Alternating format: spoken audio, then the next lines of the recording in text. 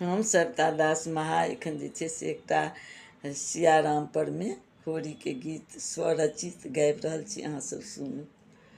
होरी मिला पहुन माहे सिया के सजन माँ, होरी मिला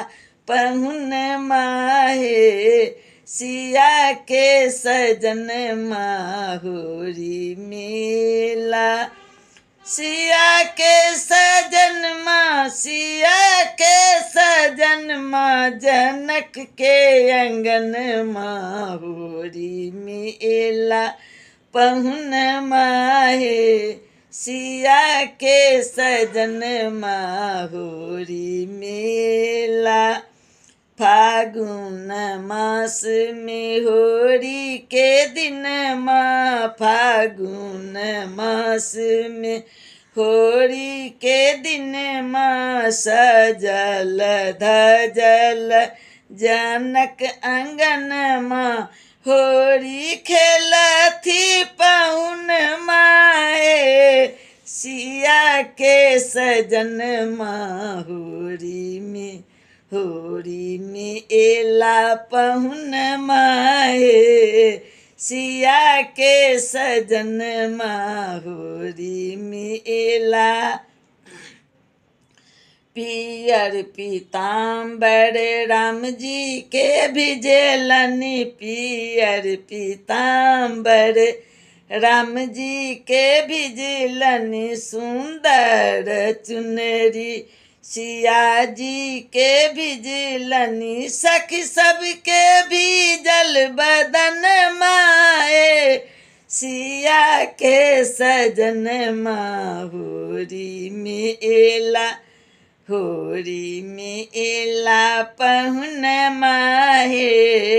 सिया के सजन माँ, होरी मिला